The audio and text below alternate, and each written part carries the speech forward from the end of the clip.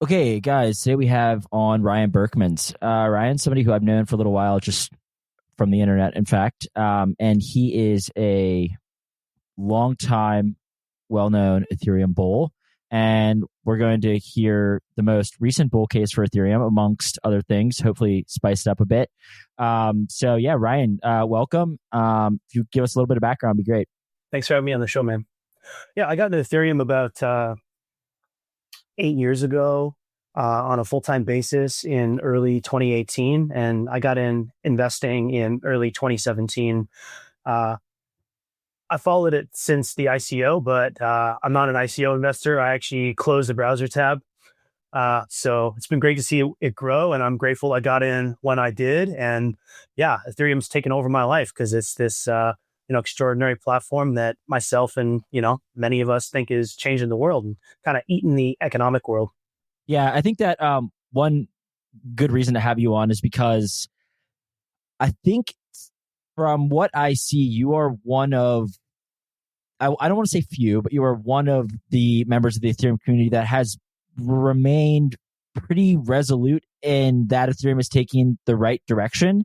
And I've had a lot of people on who may not think that. So I think that to give a little bit of context for this conversation, I think that you've been quite bullish and have thoughts as to, why Ethereum's still on the right path, maybe. So is that a reasonable take?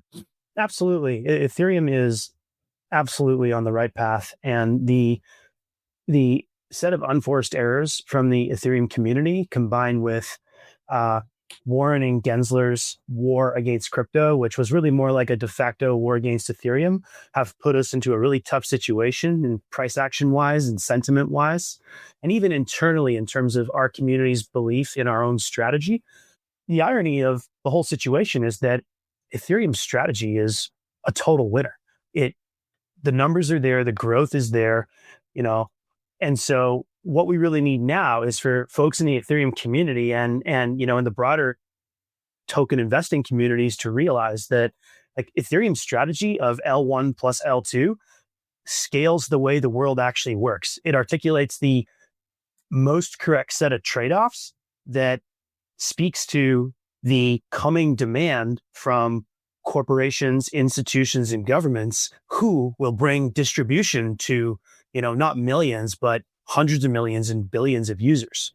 And so, mistakes have been made, especially as it relates to our failure as the Ethereum sort of talking head class and political class to successfully explain to the broader world even how the L1 plus L2 model works. There's always supposed to be a hub and spokes model. You have a rich DeFi capital ecosystem, governance, bridging on the L1.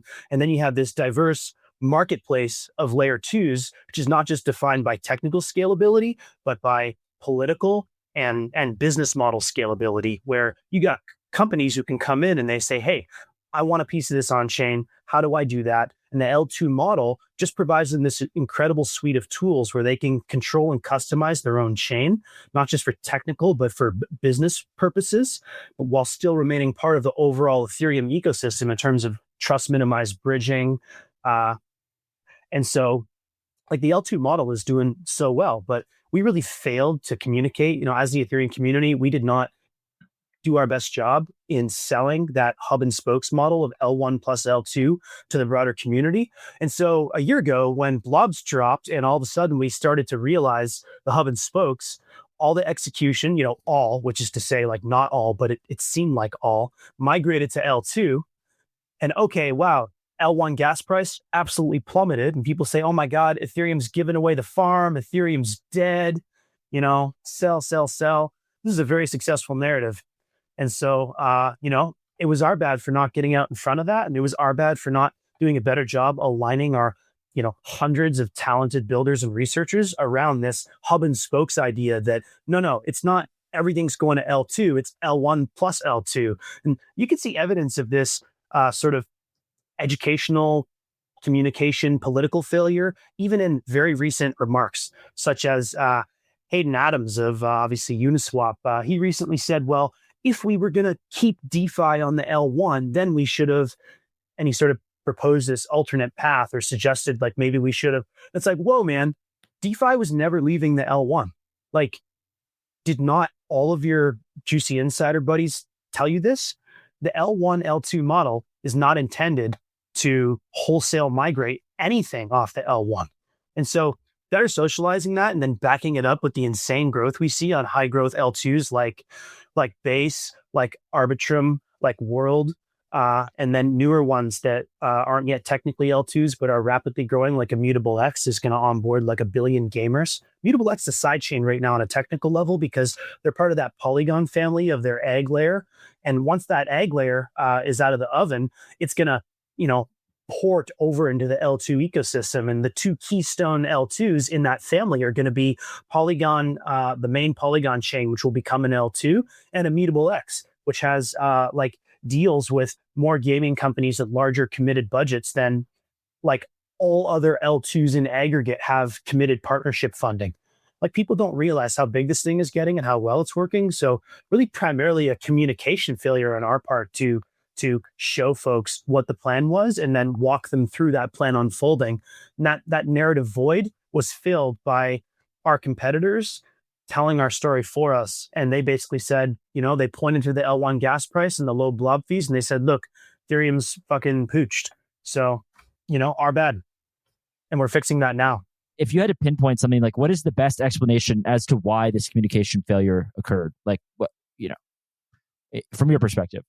Yeah. So the reason that Ethereum's L1 plus L2 model of hub and spokes was not generally accepted by crypto investors and the public is because Ethereum, for all of its decentralization, relies heavily on those sort of gigabrains and influential folks at the top, especially Vitalik, to set the direction and suggest the direction.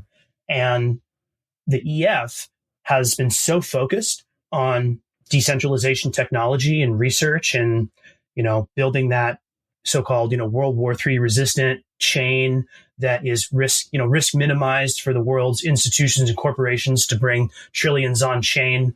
Like, this is valuable stuff, but they come from an earnest place of technical scalability. They want to figure out how to get the most bandwidth, the most TPS out of a credibly neutral, maximally decentralized chain. And as a result, they're not necessarily focused on the user. They're focused on an abstract user of, all right, the users are going to need TPS and decentralization. That's true. But then there's this concrete user and concrete businesses. And how do we connect the technical scalability to the real world scalability of business model design and appealing to governments and appealing to institutions? And so, the first prong was simply that the EF and the folks who are kind of setting the direction were much too exclusively focused on technical scalability and not focused enough on real world scalability and real world adoption. And the second prong there is that there weren't enough real world growth programs. We sort of wholesale farmed out the business development to L2. A common refrain in Ethereum is, it is the job of layer twos to find new customers for Ethereum. And it's true, it is their job, but it's not exclusively their job. The L1 needs its own Ethereum wide as well as L1 centric business development efforts. And that's what we're seeing now with incredible orgs, like especially Etherealize, Etherealize All-Star Team, Vivek, Danny, Zach, Grant. Like, these guys are a major presence now in New York and DC. And, the fact is that programs like that should have been started 3-4 years ago, not, mostly this year.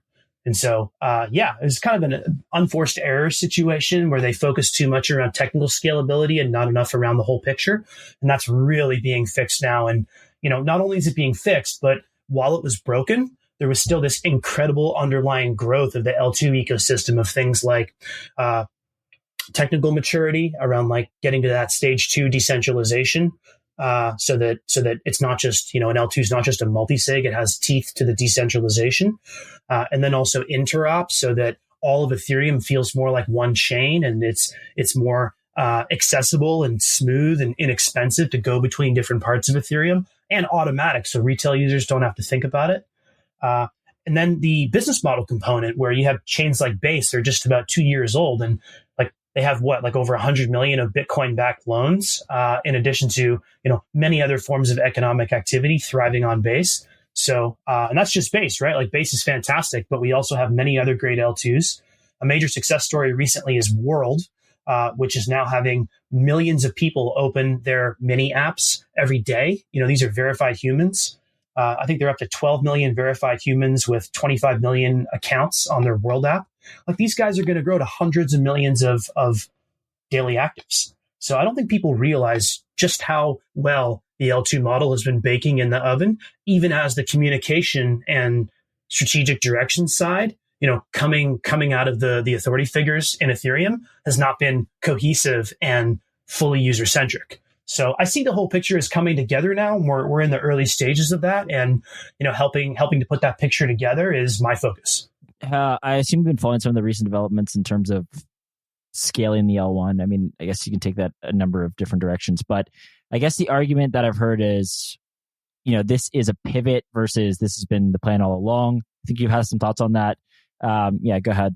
Yeah, I've said on the record, like it's not a pivot, and it kind of is a pivot. And what I realized thinking about it more is that it's a pivot in the social layer. It's not a pivot in the technical roadmap layer. So if you just look at the insanely detailed roadmap diagrams that Vitalik would put out over the years, which maybe are a little too detailed. Maybe there needs to be like a separate version of those. That's sort of the mass market. Here's what Ethereum's up to and why version. But the tech roadmap, which is really for technical people, it always included very substantial L1 scaling. So the L1 was not supposed to not scale. It was just that this era, we were building the blob system and the especially the what launches not in this hard fork Pectra in a few days, but in a few days as of recording. But in the next one, Fusaka, which is scheduled for later this year, may come out Q1, Q2 next year.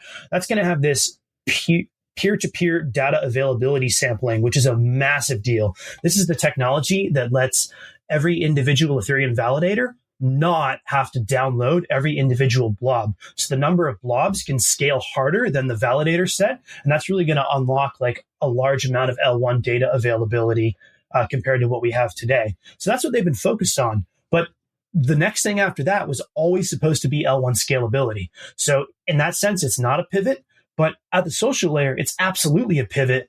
And the reason is that about a month and a half ago, Vitalik gave a really important talk at ETH Taipei.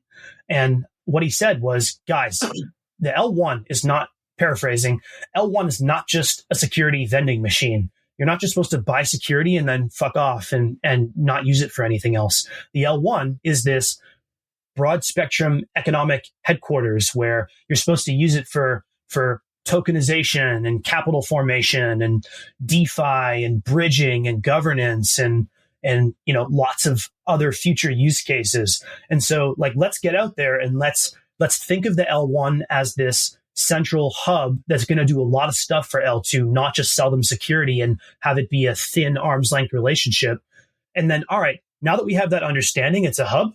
Where do we go from there? What are we going to do with that? And this implies like all kinds of things. It implies business development efforts. It implies roadmap prioritization, reprioritization, call it a pivot. It implies a lot of communication around like, guys, don't just build on L2. L1 should be the default. And if L1's not right for you, then, which L2? Somebody else's L2, your own L2. And so when Vitalik gave this talk, it galvanized a lot of the key people in the community who were like, oh, now we see. And there was a fellow who said, all right, well, the L1's the economic HQ. People really rallied around this concept. And it was really that social layer change of, hey, the L1 is going to do all this stuff and be the hub and be the HQ. And it's not just a security vending machine. And we are hub and spokes. And it is the Ethereum, network economy. The L1 does matter. That's what was upstream of this then kind of technical push to scale the L1 immediately and not in some future roadmap step. And so not really a technical pivot, but really like a social pivot to align the whole community around L1 plus L2, not L1 or L2, not L1 then L2. It's both, and we need both, and the world needs both, because the L1 is maximally decentralized. It provides the risk minimized environment for trillions in institutional capital, as well as the L2s themselves to anchor themselves.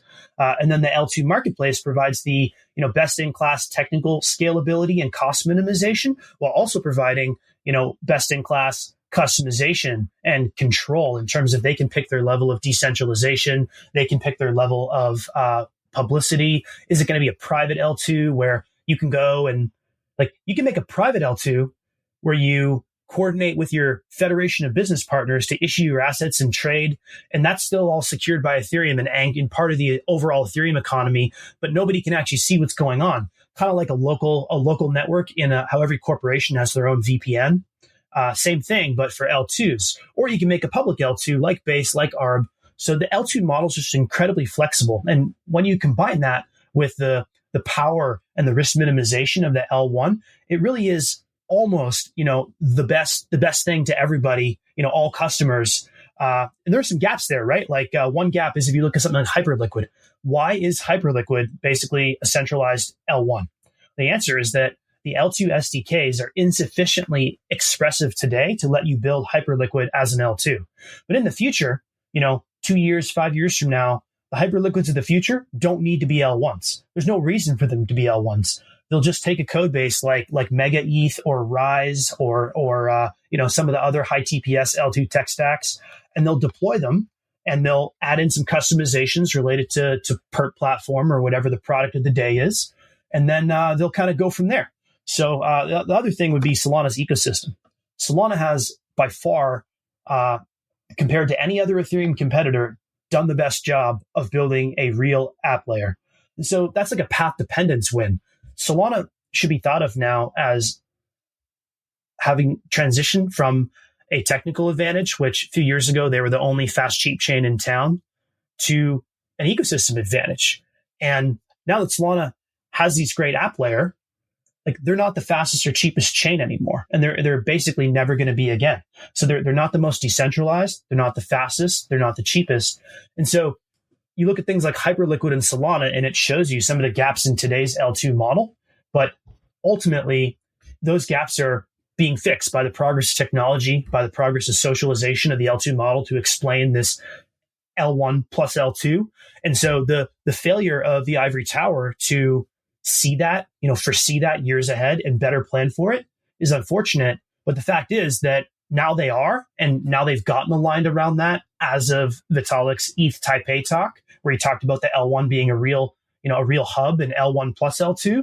And so that has put us in this position now where all the pieces are coming together, and we're in the early stages of that. Yeah, I think Solana also had, right, all the apps were on Solana, mainnet. So I think my question would be, what apps do you want to come to Ethereum mainnet? Because you said at one point that there was not this claim that all of DeFi would leave the L1, but I mean, there was a point when Justin Drake made a comment, something along those lines, the execution DeFi will be if you want to do that, build an L2. Yeah, thanks, Justin. Yeah, between ultrasound money and that remark from Justin, it probably cost us hundreds of billions of dollars. So I think Justin's a very talented researcher, but some of his ecosystem direction, I think, has not delivered the success that I'm sure he intended. Yeah, I think a lot of people would agree with you. But so then my question is, so Solana, it's very straightforward. You build an application on the L1. With Ethereum, it is a little bit more, and maybe this is a messaging thing right now, and I think that'd be the argument you'd make, and I think that's a very reasonable argument. There's still a bit of a disconnect, right? And you brought up Hayden Adams. I mean, Hayden is an application builder, kind of infra application, but regardless, he's an application builder, and he launched Unichain on the grounds that this was the hub and spoke model we were supposed to go with, and at the very least, you can say what you want about Uniswap, but I think there's plenty to say, but it is reasonable for him to point out that that was our understanding, that Uniswap, the primary Uniswap product, was not supposed to be on the L1 in the future, or it was going to be in tandem with our Unichain L2, and then, building on Base and Optimism and wherever else, their application. So I'm curious then, what do you think, what applications come to the Ethereum L1 now, or do you view, so like, where do you see the breakdown? When you're making an app in Ethereum, you want to default to the L1, and I'll talk more about like who would actually do that. And then if you're not building on the L1, you still want to build on the L1, but distribute to all L2s simultaneously by, for example, using canonical token bridging, if it's a token product. And then if you're not going to do that, then you want to build on L2. And then you got your choice of, do I make my own? Do I join someone else's? Do I join multiple? It can be a tough choice. So which kinds of new entrants or existing folks are going to do which models? So for someone like the apps that are going to thrive on L1 are going to be anything that is absolute highest value per byte. It's going to be institutional tokenization, L2 governance, bridging protocols. Like the trust minimized bridging point to point between two L2s flows through the L1 through like cryptographic, succinct, cryptographic, like a small amount of data passes through the L1 for that L2 to L2 bridging to occur. And so anything that's highest value or anything that benefits from this hub and spokes coordination is going to go on the L1. So a great example would be that Visa's been working on an L1 system to provide tokenization capabilities to their customers. So they're not just tokenizing on the L1, they are building a token factory for their own customers on the L1. And so it's going to be those kinds of highest value per byte use cases that thrive on the L1. And no amount of L2 innovation can possibly eclipse, can possibly take over the L1's reason for existing, or the L1's benefit of that high value per byte. Take a look. Unichain is a great example. They have optimized Unichain for trading, and it's, pound for pound, it's like probably by far the best L2 to execute a trade on with their, sophisticated MEV integrations and MEV protection. But despite all that differentiation in the MEV and trading verticals or niches, not niches is the right word, but MEV specialization, they can't directly compete with the L1's risk minimization. There's nobody who's going to be like, all right, let's wholesale migrate everything to Unichain or any other L2 just because they have faster block times or better MEV protection or a custom consensus mechanism that's particularly suited to our industry. It's because risk minimization is very, very valuable. That's what the L1 specializes in, risk minimization. And so, the people who are going to pick the L1 are going to be the folks who value risk minimization, which is also where the money is. The trillions of dollars in capital and, tens of trillions in economic activity.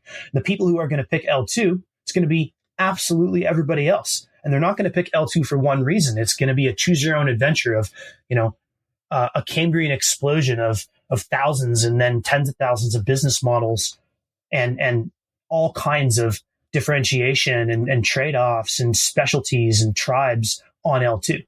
So it's going to be both, and both of them have their place. The Gwart Show is sponsored by Ellipsis Labs, who I've been following for 3 years now. They're one of the strongest teams I know in crypto. Ellipsis Labs is a small engineering team with a flat structure. They build complex systems, primarily in Rust. For engineers who like challenges, here's the kind of problem they solve. A layer 2 blockchain needs to maintain 100 million accounts and generate a state root after each transaction batch. The root must be built within 50 milliseconds. How would you design a system to ensure the root construction is fast enough? High-performance challenges are core to Ellipsis Labs' mission as they build modern crypto finance. They believe finance needs more than an upgrade. It needs a complete rewrite. The success of their first product, Phoenix V1, speaks for itself, doing over $70 billion in organic trading volume. Now, Ellipsis Labs is building Atlas, the blockchain purpose-built for verifiable finance. I know this team personally, and I like them because they're unique in the crypto space. They have a long-term focus, they work in person from their New York City headquarters, and they're here to build products that fundamentally change the world of finance. If you want to learn more about their open roles, go to ellipsislabs.xyz/careers. Yeah, I remember you were quite critical or at least concerned about Lido early on. I'm curious your thoughts now, and then also this question's probably been, belabored at this point, but what do you think about the current, sort of staking, solo staking, the impact that that's had on Ethereum's roadmap? So yeah, there's kind of two separate questions, but feel free to answer how you want. Yeah, Lido's an Ethereum institution, and we should all be very grateful with the level of diligence and professionalism that they've brought to security and having such a simple, great product that a lot of people use, including myself. So Lido's fantastic. It is true that early on in Lido's life, they had this incredibly fortunate circumstance where all of their competitors were about a year late to market. And then once the competitors arrived to market, they were more complex, weird products that didn't scale as well as Lido.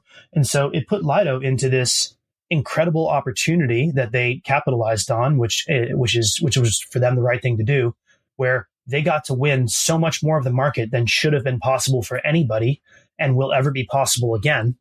And they won so much of the market that people said, hey, wait, Lido, don't do more than 1/3 of staking because that's not good for Ethereum consensus. In fact, we want you to do about 20% less than 1/3. Let's call that the bright red line, just for the health of Ethereum. And they were riding high off their market share and their growth, and they were the hottest project in crypto at that time. And so they were like, Lido token holders, should we self-cap? That was kind of this self-cap meme, which is like a meme kind of chosen to make it sound like they shouldn't.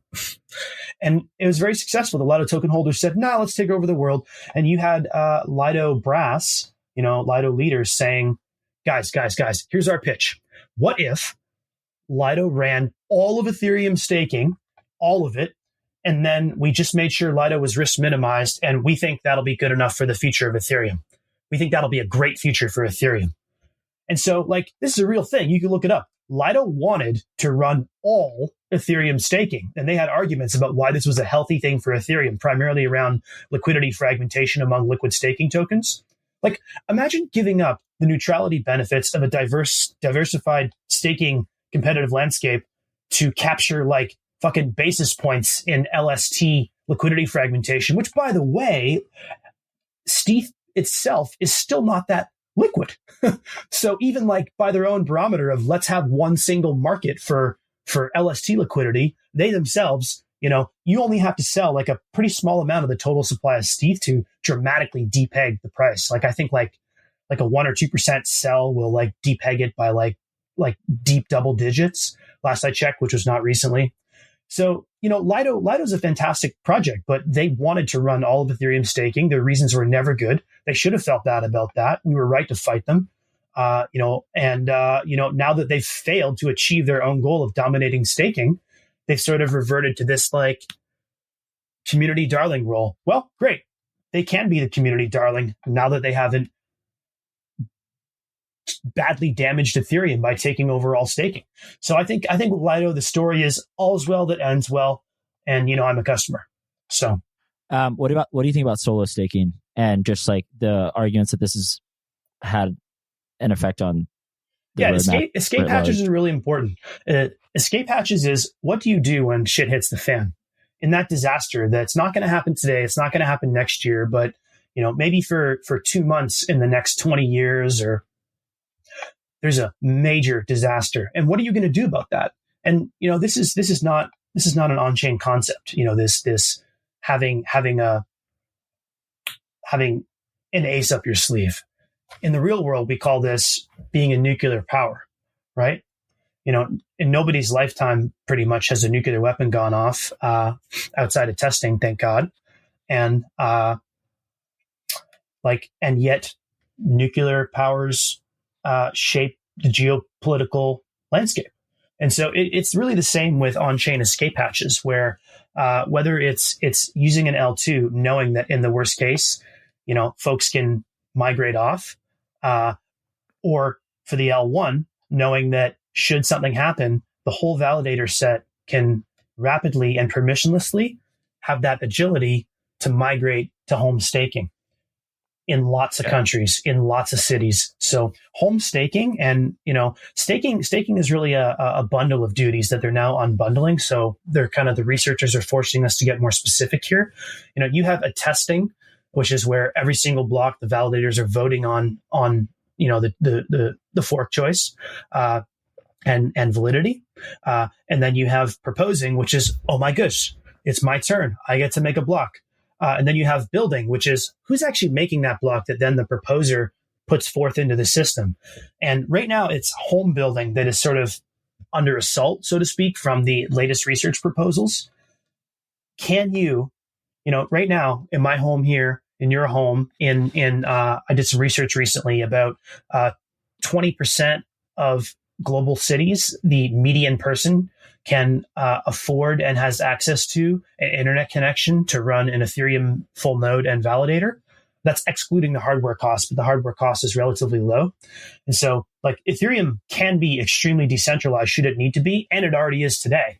And if we had to get Ethereum 100% out of data centers or 100% out of America or the EU, this would be like no problem whatsoever. And so as we evolve the L1 protocol towards, scaling the L1, we have to make sure that the worst case scenario of can I run Ethereum? What if only me and my friends were running Ethereum for some disastrous period 10 years from now for 90 days? It's only us. Can we do that? And so home staking is really, really important as an escape hatch. It is the teeth behind the credible neutrality idea that drives the thesis for trillions in institutional investment on Ethereum. Yeah. Okay. I want to come back to this pivot that you initially didn't call a pivot, but now have sort of conceded as a social layer pivot, I suppose. What impact do you think Solana, I would say Solana specifically, had on this pivot, right? Like, I'm friends with Max Resnick, and he was one of the big, you probably have different thoughts, but he was one of the vocal, opponents of sort of the direction that Ethereum was going. And there has obviously been a lot of concern trolling, you may say, from the Solana side. And so I'm curious, like, what degree do you think Solana had an impact on the direction that Ethereum is now going? Or is this just, narrative posting on Twitter and people have been wrong all along? Yeah, I mean, Max enjoyed sort of a redux in the limelight where, like Hoffman was saying, oh, Max was correct. Oh, my God. But, Max got lucky because, first of all, he said, let's scale to L1. And it was always the plan to scale to L1. So he proposed something that was literally already the plan. And then, when we pivoted socially to this economic HQ, the L1 is the hub. And then they said, all right, if the L1's the hub, we really should prioritize L1 scaling sooner in the roadmap than someday, which it was always the plan. And, to summarize my view on Max's suggestion, he said Ethereum should be a little bit more like Solana. But Ethereum's social pivot now to prioritize L1 scaling is not to be more like Solana. It's to just do a better job at what was our plan all along, which is hub and spokes. It's L1 plus L2. So I think Max got kind of lucky. And the other reason why Max got lucky here is that no one ever knows when Vitalik's going to come out of left field and change the narrative. Vitalik, to Evan Van Ness's credit. What do you think about that? What do you think about just what you just said? The notion that nobody knows when Vitalik's going to come out of left field and change the narrative. I think it's fucking terrible. I think Vitalik's a genius, and I think he's been right about so much, and it's because of him that we've pursued what I think will be a century-defining concept of credible neutrality, to have this new place that the world's corporations and governments can go and transact with each other on a bilateral basis, where nobody can just go against what they said they would because the chain enforces it, even to the tune of trillions, even to the tune of major global powers entering into smart contracts. I think we're going to see all this stuff, and it's Vitalik and his genius and his team he's put together, including Aya, the former executive director of Ethereum Foundation, recently side shuffled into the role of president. Like, they created this concept of credible neutrality, and that was absolute genius. And Ethereum is what it is today and on the trajectory to global ubiquity because of their work and their values and their culture. But Vitalik is not all seeing, and we way too much pretend that he is. In particular, a lot of people have a lot of good ideas and point out a lot of key opportunities and threats for Ethereum that, if they're not acknowledged by Vitalik or someone one level below Vitalik, like a Justin Drake, or one of the new executive directors, they don't matter, and that's a problem. And to Evan Van Ness's credit, he pointed this out. He said, look, Vitalik is way too important in Ethereum. And he's right. We need some new heroes. We need some folks that when they say things, people actually listen, because nobody can see everything. And Ethereum is getting too big, and the on-chain competitive landscape is getting too complex and too intertwined with real world considerations like top level politics and top level financialization. We can't just wait for Vitalik to say stuff anymore. It's certainly not about the whole picture. Yeah, that makes sense. Do you feel that, okay, so I asked you, to what degree is this a result of seeing the emergence of Solana, but did Solana in your mind show you anything about users, right? Like did it demonstrate that, and this doesn't necessarily have to do with the architecture of the two chains, but you're certainly welcome to take it that direction. But surely the Ethereum community realized like there was quite a bit of activity on Solana. Is it all Ponzi games? Maybe, but it's there, and it's sustained, and it came back from basically, it was a phoenix in the ashes, right? Like post SBF. So there is some indication that people want to use something like Solana. And I'm just curious, like, was there any takeaways that you had, right, coming from this as like ultra Ethereum bull that said, look, I mean, you mentioned the app thing, right? Like just the building for an application centric culture. But I mean, it does seem like it's almost hard to ignore, right? That Solana's done something right. Absolutely. So I've said a lot of nice things about Solana over the years, chiefly about the success of their app and ecosystem programs. I first bought Solana at 275. I accumulated heavily after the kind of SBF disaster. Not at the bottom, but $0.75 to be clear, I imagine. Pardon me. Yeah, that's right. $2.75. Yeah, that was my first big soul pickup. But yeah, go ahead. Yeah, I think it did get up to the low threes. And so it's important to understand that Solana started with a technical advantage of being the fast, cheap chain, and a business model advantage of they vertically integrated, sort of centralized, literally, the business development and technical development, so that basically the same people who are growing the chain in terms of its app layer and its partnerships are the ones who are also directing its technical evolution. This is obviously correct. This is true. I mean, you can just, like the same people will post the business. Yeah, right. And so this was great. It's a huge innovation. They're also the first chain, in terms of being fast and cheap, to embrace parallelism, running off GPUs. They had like a relatively low level optimized architecture to squeeze all the juice out of these big nodes. Like their strategy was just fantastic out of the gate. And that's why I picked them up so early.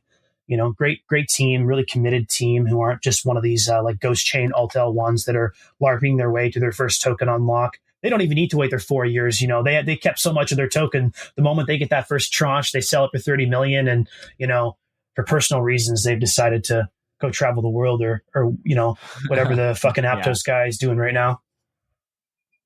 So, Solana's done this great job. And, but the reasons for Vitalik's social pivot to focus on the L1 as a hub is really interesting, because it's not actually about Solana's app layer. Solana's app layer is very strong, and Ethereum has much to learn about the kinds of real-world growth programs that have made them a place of world-class net new innovation. And they support builders better than we do. And we're learning now, especially through the leadership of groups like Base and Arbitrum. Arbitrum recently made Base's growth programs are all over the place. Arbitrum made recently an off-chain or an on-chain labs, which is like their new entity to help builders. So like Ethereum's really learning to help builders and to be more open to net new innovation, especially in consumer crypto, including with speculation. But Solana's been an industry leader there. And the thing is that a lot of ivory tower folks in Ethereum to this day, I have conversations all the time where people maintain there's nothing particularly special going on in Solana's app layer. And it's just totally incorrect. Solana, to quote Frankie, the partner from Paradigm, who said about 9 months ago, paraphrasing, it is amazing how much innovation is happening in Solana app layer that's happening nowhere else. And, one of the sectors is DePIN, but there's other areas too. They have great new emerging apps in like on-chain labor and like tokenization of your time. And the fact is, like, if you really go study Solana app layer as I have, that rabbit hole goes real deep, and Ethereum needs to learn from that. But that's not why Vitalik did this big pivot. So why did he do it? It's because the price action slapped him in the fucking face, like it slapped all of us. Like you look at the Ether ratio where Ethereum's at like 11% of Bitcoin, like Jesus Christ, you stop. I love this site, Ratio Gang. We used to like check it and feel real good about it. And what the fuck's happening now? It's you just don't check it. Don't check it. You need your mental health. You got to maintain your optimism.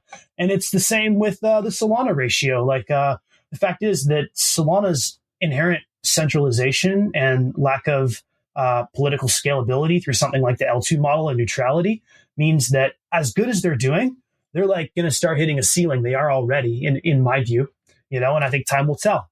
People will push back on that. All right, let's wait and see. Wait and see how big these L2s get. Wait and see how much institutional capital flows to the chain that's actually built for institutions. And isn't just saying they are. So like Solana's going to hit a scaling wall. And that was always the thesis. It was that they had this incredible power spike from being fast, cheap, from respecting and being welcoming to builders. And they're in this power spike zone right now. And so they've said, all right, we're going to flip Ethereum. We're going to flip Ethereum. But it's like, all right, man, like, no, there's no fucking chance that they're going to flip Ethereum or that such a flip could sustain itself.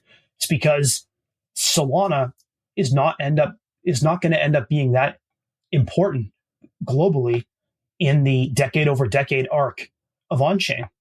It's because it's just not, it doesn't have that political scalability that is really going to drive global ubiquity and mass, the trillions of capital and activity. And like everybody's going to be on chain. And it just doesn't make sense for it to go on Solana. L1 and or multiple L2s are by far a better fit for most of the world. And so, but that is not, not a lot of people agree with this sentiment, like almost none of them at the moment. And that's why we see Ethereum down against Bitcoin and Solana up against Ethereum. Ethereum's just kind of in price action, getting it at both ends. And it makes people feel terrible. And ultimately, if you look at early ETH OGs, like Vitalik, like Lubin, like Keys, like all these guys who are like true Ethereum billionaires, the truth is they always expected to win.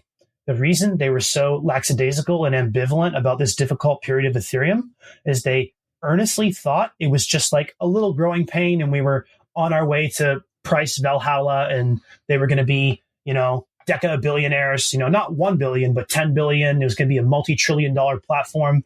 And so like they earnestly believed that the price action would take care of itself and they were on the right path. And that was the biggest unforced error of them all because there were actual problems that are now being addressed, that we're now on the right track. And so, yeah, it wasn't Solana's app layer, which is formidable, that, got Vitalik to see that maybe there needed to be a course correction and resulted in this kind of social layer pivot towards L1, L1 scaling plus L2 scaling. What really did it was the very, very rich people backing Ethereum saw these numbers falling and they were like, holy shit, we never imagined it could get this bad. We never imagined we could be this wrong. We always thought it was like a little dip on the way to the moon. And so for me, I think it was the price action and, seeing the EF's runway dwindle.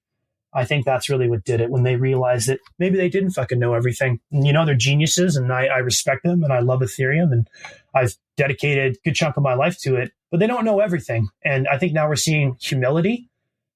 It's that humility combined with Ethereum's amazing strategy and amazing talent across all these teams, hundreds of teams and orgs that's really going to, have Ethereum be the, not quite Phoenix because, we didn't dip down to like $8.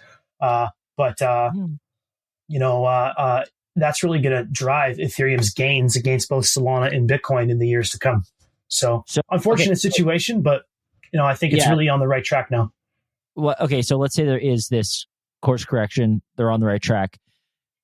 What turns the price action around from a fundamental perspective? And what I'm trying to get at here is, does Ethereum emerge as the dominant non-sovereign store of value as a result of this? Like, where is the marginal buyer coming in terms of what is their thesis on Ethereum now? Assuming this pivot is indeed, correct. Yeah. So I've talked a lot of shit about the flippening over the years and how, Bitcoin has no utility in an unsustainable security budget. Sorry, not no utility. Being censorship resistant store of value is utility, but it has no app layer. And so I don't necessarily want to see the flippening. What I want is for Ethereum to be as valuable as Bitcoin is and will continue to be. I want them both, to be top level sovereign stores of value. I mean, if I had to choose between one, I pick Ethereum every time I pick the flippening. And I think some of the Bitcoin community's glee and FUD around Ethereum's troubles or even successes has, kind of put my back up against the wall. And so sometimes I've said some things like, I can't wait until Bitcoin is, where it belongs, down the ladder. But ultimately, all I want is for Ethereum to do really well. So Bitcoin does not have to do badly for Ethereum to do really well. And so, what's going to cause that price action pivot?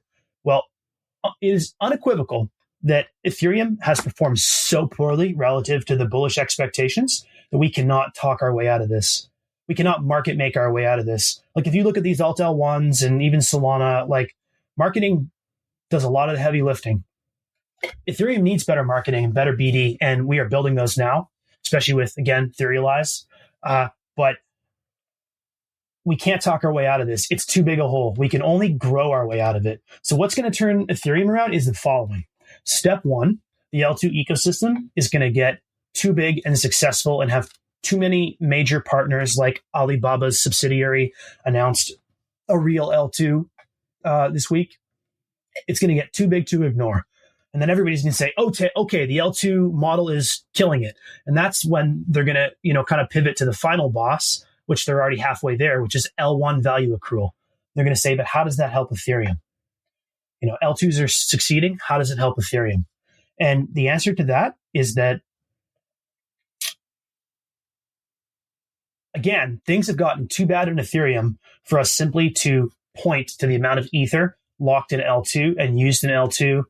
And we can't say that, all right, well, these L2s have 2 billion users and they distribute ether as money or ether as a store of value, and they're using it in DeFi, and all their apps have ether as like one of the primary currencies. Like that works for Bitcoin, right? Like Bitcoin's the top ticker on every exchange. No exchange activity accrues back to the Bitcoin chain. Exchanges don't pay Bitcoin fees. All of Bitcoin activity is off chain for the most part. 99 point many nines of percent of Bitcoin activity is off chain. And so, but Ethereum's not going to have that luxury. We can't market our way out of this. We can't centralized exchange or L2 activity our way out of this. The final boss for Ethereum is going to be getting the L1 metrics back up around fees. We got to get L1 fees back up, both execution fees in terms of L1 apps and blob fees in terms of the data availability fees paid by L2s to L1. So to answer your question, in short, when the L2s are crushing it even like 100x harder than they're already crushing it today, and when that is accompanied by L1 fees going back up, then people will finally, writ large, believe in Ether again, and we're going to see Ether become a multi-trillion-dollar asset right up there with Bitcoin. So do you think that the when you say fees, like, do you think this is primarily blob fees? Do you think this is primarily like DA type value accrual? I think this is the argument that, again, I don't know how you feel in terms of citing this source, but this is the argument that Justin Drake makes, that in the long run, the value, in terms of fees comes from functionally posting data. Is this basically your theory as well? Because I guess I would not necessarily counter that, but I would just point out that, like, it seems like, for example, Base recently was consuming a ton of the blob space, and these L2s just reverted to posting call data. Is there a long run where blobs are just paying enormous amounts from your perspective? I mean, it seems that the answer is yes. Yeah, the answer is yes. And in terms of that long-term breakdown between how much fee revenue is Ethereum earning from blobs versus L1 execution, that remains to be seen. It could be as little, I think, as 10% blobs, 90% execution, or it could be 90-10 the other way. And, to your point about how some L2s occasionally revert to posting call data instead of buying blobs, there's a mechanical economic relationship between the price of blobs and the price of L1 block space. So you've seen this narrative that DA is fungible and blobs will never make money. It's just simply not true. Blobs are going to make lots of money. The price of blobs is going to be directly proportionate to the price of L1 gas. And what'll happen is as the L2 landscape grows, there's going to be a natural organic negotiation between who wants to be on L1, who wants to be Rollups L2 in the blobs, and then everybody else, which settles on Ethereum through the power of the ZK Validium proofs, ZK validity proofs that power the Validium L2s. A Validium L2 is like an L2 that uses off-chain data, which it could be like Eigenlayer, it could be the server in Joe's basement. It's got data that's off-chain, it's not in blobs, but it still settles on Ethereum, enjoying that trust minimized bridging, but not the same level of censorship resistance as blob customers. And so you're going to have this negotiation between L1 execution, which is just the full L1 apps, the L1 data, which is Rollup, L2 Rollups, and then the everybody else, which is the L2 Validium off-chain data. And that negotiation, that fluidity between all these different folks is going to be defined by lots of different requirements. It's not just going to be cost. It's not just going to be one-dimensional decision. They're going to have to figure it out for themselves. It's like, all right, in New York City, who buys the real estate, at Broadway, in prime time? It's not just one answer. Sometimes it's a rich guy who wants an apartment overlooking the boulevard. Sometimes it's a pizza store that, wants to do 1,000 slices in a Tuesday lunch, so it's going to be a lot of different factors. And so when the dust settles, one of the key questions is going to be, what percentage of L2 revenue or of roll-up revenue are they willing to spend on blobs before they get off blobs? Like if you're a roll-up and you make $100 revenue, when are you going to switch off blobs? When are you like, oh man, these fucking blobs are too expensive. I got to switch to Eigenlayer or my corporate data availability sampling. I got to get off blobs. How much are you willing to pay? Personally, I think it's going to be like at least 30%. I think blobs are going to end up being really, really valuable for the rollups. Do you know what percentage Base is paying right now? Oh, like close to zero, because there's not enough blob contention to force the fees up. The blob fees up. But so Jesse, you said your estimate is like roughly 30%. That's sort of like the pricing power. I think it's a signal estimate. I think it's not going to be 2%. You're not going to see a roll up that builds their whole business on decentralization, and they're like printing money and they have high growth, and blob fees jump up to eat like 3% of their margin, and they're saying, that's it, everybody, let's get off Ethereum. This is too much. It's a ridiculous concept. They're going to pay a material amount of their revenue before they really, really consider getting off blobs. I think that's going to be a common phenomenon across rollups, because decentralization, censorship resistance, and not having liability over customer funds, because using L1 DA is the best way to disclaim liability over controlling your customers' funds and not being a money transmitter. And this is valuable stuff. They're going to pay a percentage of revenue for this capability. And so the first question is, as we said, what percentage of revenue will they be willing to pay steady state on average for rollups for L1 blob DA? And then the second question is, how much fee revenue is that for Ethereum before rollup fees get expensive? Like, can Ethereum make $10 billion in DA fees and rollup fees are still inexpensive? And I did some napkin math recently, and today, before Pectra launches in a couple days, we have 3 blobs per block. As of Pectra, it goes up to 6 blobs per block. That's still every validator downloads every blob. As of Fusaka, in 9, call it 8 to 11 months. Some would say 6 to 11 months. I'm going to get a lot of shit for saying Fusaka's not coming this year, but I don't think it's coming this year. Just I hope I'm wrong. I got a pretty good track record of predicting hard fork dates. It's on the record.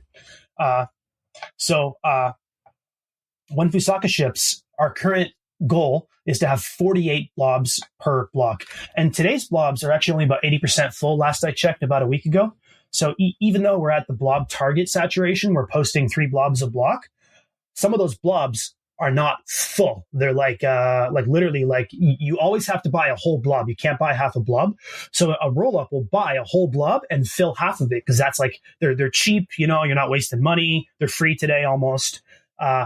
So it turns out that we're only actually using about 2.4 blobs a block today. So Fusaka, 48, 2.4, that's 20 times more capacity, about a year from now, or less than a year from now. So with 20 times more L1 DA capacity, how much fee revenue can the Ethereum L1 earn before rollup fees go above 1 cent per median user, not the average fee, because the average fee is pulled up by MEV bounties, but the median user fee. Well, it turns out that we can have median user fees of about 1 cent while earning 1% of total Ether supply per year in blob fees, with 48 blobs less than a year from now. These are big fucking numbers, man, because 48 blobs is just the start. Eventually there's going to be 96, and then, it's going to double from there. And so the fact is that Ethereum is going to be selling so much blobs, and rollups are going to grow so fast. Look at world and basis numbers, man. These are titans. These are growing into global businesses.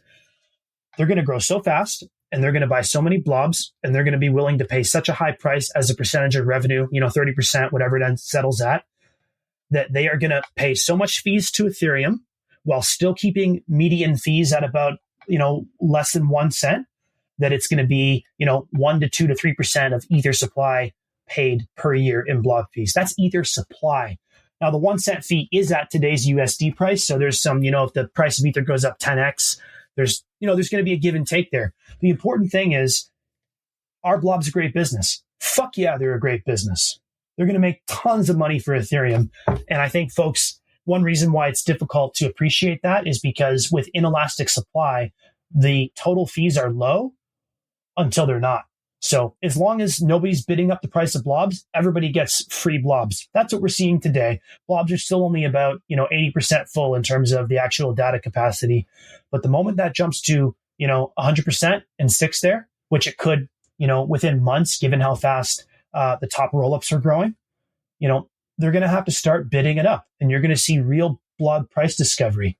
And if you're somebody who thinks that that price discovery is not going to happen, or that when it does happen, that at the first sign of having to pay, 10, 20% of L2 revenue, base or world is going to get off blobs, I just think you need to reevaluate your assumptions and do your homework, because, base, Jesse from Base has given some indication that they have no intention of getting off blobs. And I can't imagine that World Chain will either.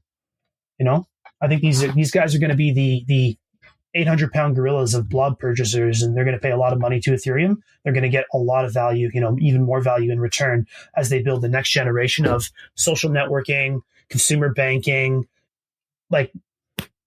So I sometimes I don't see how people can think the L2, L1 plus L2 hub and spokes model is not working out. It's very, very clearly working out.